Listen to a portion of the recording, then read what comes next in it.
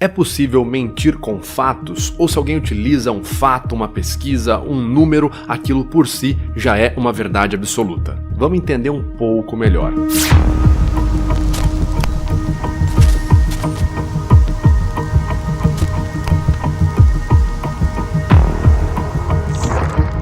Fala aí, beleza? Eu sou o Vitor Santos, sou especialista em linguagem corporal, investigador profissional e perito técnico das microexpressões faciais. E você está no canal Metaforando, o maior canal de linguagem corporal do mundo. E hoje vamos falar sobre como é possível mentir com estatísticas, utilizando fatos e números. Vocês vão aprender inclusive uma estratégia de manipulação muito utilizada tanto por pessoas políticas ali, figuras da política, quanto celebridades, famosos, enfim, pessoas que vão se valer de fatos, de números para articular uma ideia que elas querem que você acredite. Mas antes de tudo isso, vale a pena lembrar, se você quiser ver mais vídeos como esse, onde a linguagem corporal é comentada de forma técnica por um perito facial que de fato é certificado, se inscreve nesse canal aqui, curte e compartilhe os nossos vídeos. Sem mais delongas, vamos entender um pouco sobre o contexto do vídeo. Bom, caso você esteja assistindo esse vídeo em 2022, muito provavelmente nós estamos num ano de eleição ou pré-eleição, ou até mesmo após eleição. O fato é que nesse ano, muitas figuras políticas, muitas celebridades, muitos influencers, enfim, é um ano propício para que ocorra a manipulação, ou seja, para que pessoas utilizem de estratégias verbais, paraverbais, para tentar te convencer a aceitar ou acreditar algo que essas pessoas defendem, que elas acreditam que seja, na visão delas, a melhor opção para os rumos filosóficos, sociais e políticos do país. Vale a pena dizer também que o conteúdo que eu vou apresentar aqui nesse vídeo não é utilizado apenas na política, apesar de estar muito associado a ela, mas também é muito replicado, o modelo de manipulação com dados, com estatísticas, é muito replicado também por figuras de grande expressão na mídia, influencers, celebridades, pessoas que têm espaço na mídia e querem utilizar esse espaço para colocar sua opinião pessoal de uma forma que ela pareça um pouco mais sólida e menos com uma opinião pessoal. Dito isso, vamos aqui para as principais estratégias. Vale a pena lembrar que a gente está fazendo esse vídeo com base numa literatura muito bacana, que é o livro Como Mentir com Estatística, de Darrell Huff. Para você entender então um resumo geral de quaisquer estratégias onde a pessoa utilize fatos, chegue ali com números, com dados, para tentar te manipular, a pessoa basicamente vai escolher fatos específicos e partindo desses fatos específicos vai arquitetar uma explicação pseudológica para induzir o público ao erro e por fim para a sua audiência, gerando um maior aceite da teoria que essa pessoa está articulando para sua audiência. Então o primeiro ponto para você mentir com estatísticas, mentir com dados, mentir com fatos é, de início, já começar todo o processo com um viés elaborado. É necessário, quando você quer dissimular, quando você quer manipular, quando você quer de fato se valer da sua autoridade ou se valer de fatos para manipular a narrativa, é necessário que você já tenha algo em mente, um ponto de vista a ser defendido. Geralmente, as pessoas que têm mais abrangência na mídia, os seus pontos de vista geralmente políticos ou sociopolíticos e desejam que a maioria do seu público também partilhe, concorde e aceite essas mesmas ideias. Então, todo manipulador ali no início do processo, muito antes dele procurar os fatos que ele vai utilizar, é necessário que ele já tenha um viés elaborado, porque é daquele viés que vai partir toda a estratégia dele. Segundo tópico é se concentrar muito no processo de seleção. Esse não é exatamente um passo utilizado, é mais um conceito. Quando a pessoa vai dissimular utilizando estratégias ali de manipulação de dados, manipulação de notícias, ela sempre se concentra muito na seleção do material que é utilizado. Basicamente essa pessoa ou essa instituição, enfim, esse grupo vai selecionar materiais-chave que farão com que o público receba a sua teoria com muito mais aceite e com menos ressalvas. Então agora vamos às estratégias. Geralmente, nos passos iniciais, a pessoa que já tem ali um viés elaborado vai começar a selecionar o seu material. Então, basicamente, você precisa procurar por materiais factíveis, por fatos que endossem a sua narrativa. Por exemplo, vamos supor que eu quero colocar na cabeça do meu público a seguinte informação. O Vitor Santos, criador do canal Metaforando, apesar de ser um cara que trabalha com entretenimento, é um cidadão muito respeitável, muito honesto, tanto que ele foi até validado pela ABCCRIM, Academia Brasileira de Ciências Criminais. Na sequência, qual é o fato que eu preciso pegar? Qualquer fato que endosse essa informação que eu acabei de colocar. Por exemplo, eu poderia colocar uma publicação do meu perfil no Instagram com a notícia do dia que eu fui aceito como membro docente da ABCCRIM, Academia Brasileira de Ciências Criminais. Em contrapartida, se eu quiser fazer uma tese contrária, é muito fácil também, é só selecionar um material contrário. Eu posso dizer a seguinte teoria: o Vitor Santos não pode ser levado a sério, aquele cara do canal Metaforando. O cara que tem uma base e uma formação como ator não tem nada de científico para ser levado a sério. Esse cara é um ator e comediante, no máximo. Quais são os fatos que eu preciso pegar? É bem simples também. Eu posso pegar uma participação do Vitor Santos, que no caso sou eu, trabalhando como ator em diversos filmes, comerciais, até mesmo em dramatização na TV Record. Posso pegar também um vídeo do Vitor Santos fazendo stand-up no Risadaria, no Comedians, e pronto, eu tenho aí os fatos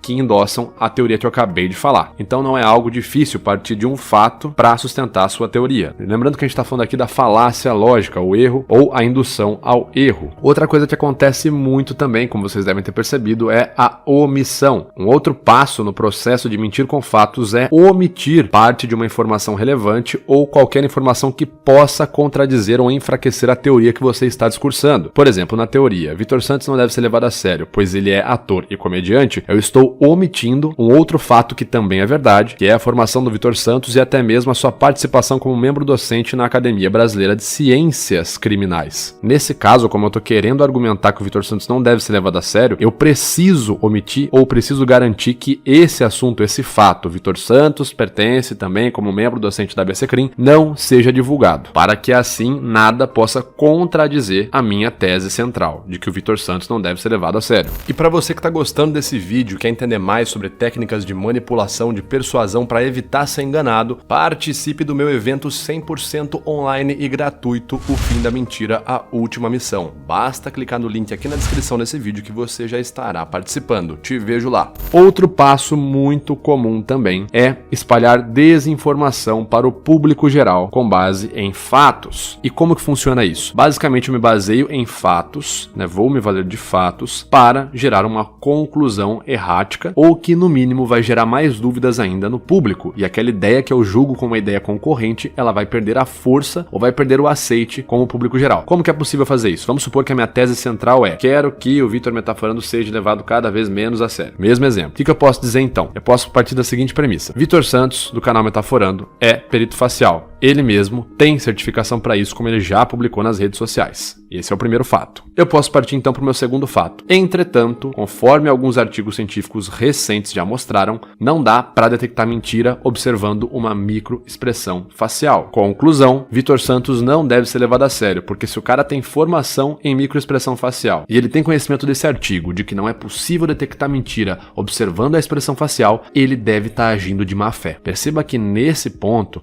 a ideia que fica subentendida é a seguinte: o Vitor Metaforando tem conhecimento de que não dá para detectar mentira observando a face. Então, ele está agindo de má fé, ou seja, ele está mentindo para sua própria audiência. Quando essa ideia fica ali no subconsciente, ela fica de maneira implícita, automaticamente o público vai começar a questionar, automaticamente o público vai começar a ter opiniões negativas. E o público até pode voltar pro Vitor e questionar, falar: peraí, Vitor, cara, como assim? Você tem formação em expressão facial e mesmo assim desconhece um artigo que fala que não dá para detectar mentira pela face? E claro que ele pode fazer vídeos e vídeos e vídeos com artigos científicos mostrando que as metodologias que ele explica no canal Metaforando nunca tiveram o objetivo de analisar ou detectar a mentira com base num único sinal, como por exemplo numa microexpressão facial. Mas perceba como isso gera cada vez mais explicações e o público fica cada vez mais confuso, e aquela primeira desinformação inicial até agora está atrapalhando a compreensão do público e no mínimo vai deixar o público em dúvida sobre o que está sendo falado. E vejam bem como nesse caso a omissão funciona muito bem. A pessoa pode ter conhecimento ou não de que o Vitor Metaforando já falava há anos que não é possível detectar mentira pela face. Não existe músculo na mentira. Pronto, tá grifado. Mas quando ela omite essa informação e gera dúvidas, ela vai gerar desinformação e vai conseguir manipular o público utilizando fatos. Por fim, uma ótima forma de manipular a sua narrativa é fazer com que ela seja aceita utilizando dados ou fatos, é fazer uma conexão entre fatos isolados. Por exemplo, é comentado nesse livro, Como Mentir com Estatística, 2 fatos isolados. O primeiro fato é que Nicolas Cage é um ator muito famoso e, em determinados anos, ele faz mais filmes do que em outros anos. Por exemplo, em 2010 ele fez mais filmes do que em 2008. Exemplo hipotético. Um outro fato isolado: nos anos de 2010, 2012, mais pessoas morreram afogadas em piscinas. Curiosamente, se você observar, nos anos em que Nicolas Cage teve mais filmes ativos, mais pessoas tiveram acidentes ali em piscinas. São dois fatos isolados, mas para alguém que quer dissimular, para alguém que gostaria de manipular, basta criar uma teoria que conecte, que preencha a lacuna entre esses dois fatos. Por exemplo, eu posso ter uma opinião pessoal de que eu acho os filmes do Nicolas Cage péssimos, horríveis. Meu gosto pessoal, mas eu posso apresentar esses dois fatos, os anos que o Nicolas Cage mais fez filmes e os anos que as pessoas mais morreram, mais tiveram acidentes em piscina, e fazer publicamente afirmações no seguinte sentido: olha, gente, nos anos que o Nicolas Cage mais faz filmes, são coincidentemente os anos onde as pessoas mais morrem. Portanto, Nicolas Cage precisa fazer menos filmes, senão o pessoal não vai parar de morrer. Por favor, gente, eu tenho criança e piscina em casa aqui, me ajudem aí. Esse apelo que eu coloquei no final, me ajudem aí, também é outro critério interessante, porque em praticamente todas as vezes que ocorre a manipulação de dados, manipulação de fatos, ela vem junto de uma manipulação emocional. Existe uma frase de um grande escritor chamado Robert McKee que diz o seguinte: emoções unem as pessoas, ideias as separam. Portanto, você precisa dar um jeito de englobar pontos emocionais genéricos e potencialmente universais na sua argumentação. Isso tenderá a gerar uma maior comoção e aceite do público em relação ao que você está argumentando. Nesse caso do Nicolas Cage, quando eu vou lá e falo, se o Nicolas Cage fizer menos filmes, menos pessoas vão morrer, quem aqui não ficaria a favor dessa ideia? Poxa, cara, tem fatos ali. Eu não gosto que pessoas morram na piscina. Vamos supor que eu coloco ali a foto de uma criancinha que morreu afogada no mesmo ano que Nicolas Cage lançou, sei lá, O Vidente. Pô, o cara não sabia que a criancinha ia morrer? Pelo amor de Deus, precisamos parar com isso. Esse cara precisa parar de fazer filmes. Tem gente morrendo afogada aqui. E por aí vai. Apesar de várias piadas, pessoal, esse tipo de vídeo que eu tô fazendo, na minha concepção, é algo muito sério. Porque para pensar, no fim, aquele fato que deveria ser um fato voltado para uma discussão, para um diálogo, ele entra na verdade só como uma ferramenta para a pessoa transmitir a opinião dela da mesma forma que ela já faz, em segredo, ali na casa dela, mas como ela está munida de um fato, entre aspas, aquele seu argumento ganha publicamente um poder muito maior e soa como um ponto bem mais elevado e provavelmente um ponto socialmente muito mais elevado do que uma mera opinião pessoal, que é de fato o que aquela coisa é. E muitas vezes a gente está ali aceitando opiniões pessoais como se fossem verdades absolutas e irrefutáveis. Portanto, como sempre, vale a ressalva: fatos, quando não são apresentados em um contexto amplo, tendem a ser usados de maneira cirúrgica para servir numa argumentação. Portanto, cuidado. Observem sempre todas as informações. Busquem pelo contexto ao qual aquela informação foi falada, se a pessoa que articulou aquela informação tem um viés político específico com aquilo, tem uma estratégia política específica com aquilo, e não saiam ali aceitando qualquer número, qualquer dado, simplesmente porque ele foi um fato apresentado. Pesquisem o contexto do fato. Se eu for em determinado local do Brasil, em determinado tipo de festa, e fizer uma pergunta de intenção de voto, todas as pessoas naquela região ali podem ter uma predominância a falar do político A ou B em maioria. Ao passo que se eu for em outra região, um outro tipo de evento culturalmente diferente, pode acontecer o contrário. Então eu não posso pegar simplesmente esse dado e falar: olha, 90% das pessoas que eu entrevistei vão votar no político X, porque na verdade eu fui num lugar propício para aquilo e de repente entrevistei só 10 pessoas. Então não dá para dizer que 9 pessoas de uma região específica, num contexto cultural específico, representam 90% da população brasileira quando o assunto é intenção de voto. E o político X vai ganhar do Y por conta dessa pesquisa. Entenderam? É sempre bom tomar muito cuidado. Mas esse é só o alerta desse vídeo aqui. Bom, essa foi então a nossa análise. Se você gostou, já sabe, se inscreve aqui nesse canal, ajuda a gente, curte, compartilha o nosso vídeo, tá certo? Vamos ajudar a mais pessoas conhecerem esse maravilhoso universo da linguagem corporal. Comenta aqui quem mais você quer ver analisado e eu te vejo no próximo vídeo. Valeu!